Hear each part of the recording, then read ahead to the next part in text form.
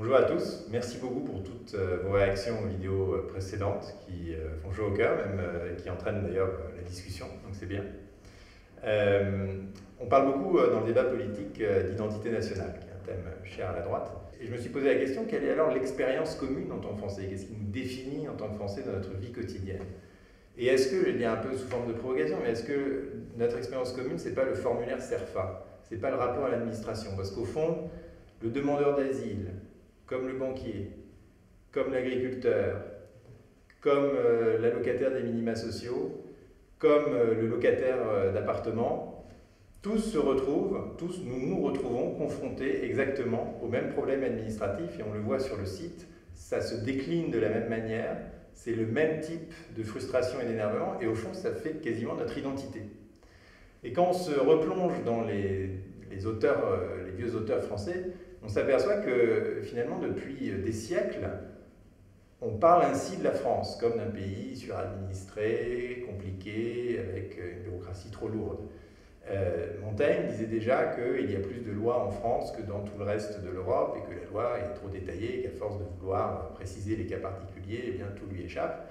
Mais il disait aussi, au fond, les lois sont libres assez, pour reprendre ces termes, c'est-à-dire qu'à l'époque, on n'avait pas tellement les moyens d'appliquer la loi et que le gentilhomme, au fond, n'en subissait pas trop les conséquences. Enfin, il avait déjà ce même constat.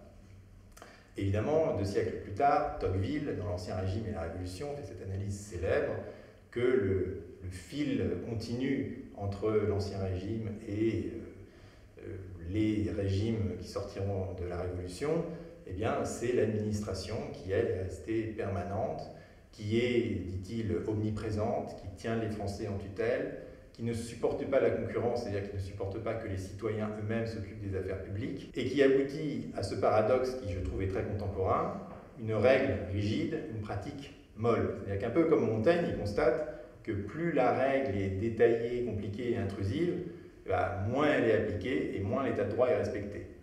Et il dit, c'est quoi ce pays où pour changer la tuile du toit du presbytère, il faut en appeler au conseil du roi, comme aujourd'hui on en appelle à la DRAC.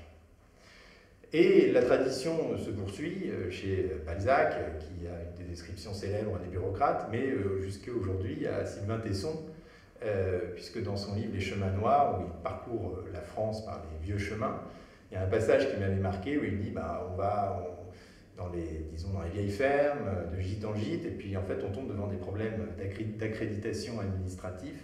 Et Tesson explique que si Flaubert devait réécrire par les chants et les grèves, il l'intitulerait par les UP et les AC et tous ces acronymes qui peuplent nos campagnes et qui envahissent nos vies aujourd'hui. Mais si l'administration est notre identité nationale, on peut peut-être prendre en fait le sujet à l'envers et se dire que c'est l'administration qui a créé notre identité.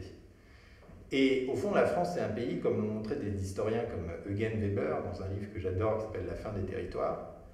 La France est un pays très divers. Ce n'est pas un pays unifié, c'est un pays extrêmement régionalisé, où jusqu'en 1914, 50% des gens ne parlent pas français. Et où d'ailleurs, dans les tranchées, les bidas doivent apprendre le français pour comprendre les ordres des officiers supérieurs. Donc c'est un pays où régionalement on a des cultures, des traditions, des langages qui sont extrêmement différents. Et le mythe de l'unité française est une construction quand même d'avocats jacobins parisiens. Et l'administration a tenté justement de tuer ces différences, cette diversité. Ça commence avec l'édit de Villers-Cotterêts, qui impose le français dans tous les documents administratifs. Ça se poursuit pendant la Révolution française avec le rapport de l'abbé Grégoire pour, je cite, « éradiquer les patois ». Et même aujourd'hui, la France est un des rares pays européens qui refuse de signer la charte des langues régionales et qui a beaucoup de problèmes à admettre qu'on puisse parler breton en Bretagne, corse en Corse, et ça suscite toujours d'innombrables polémiques.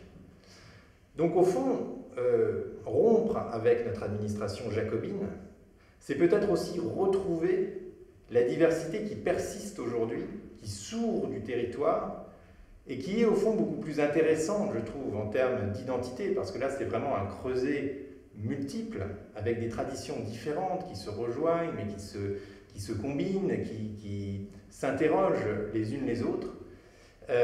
Et donc c'est au fond un changement culturel de la manière dont on définit notre unité. Est-ce qu'on la définit d'en haut, et en fait on n'y arrivera jamais parce que c'est toujours une contrainte, ou est-ce qu'on la définit d'en bas par la circulation, l'échange, et aussi plus d'autonomie locale au niveau politique. En fait, je pense que quand une norme est produite au niveau local, elle intègre les facteurs, les particularités de l'environnement dans lequel elle se trouve, et du coup, elle est simple, mais surtout, elle est juste. Elle est adaptée à son territoire.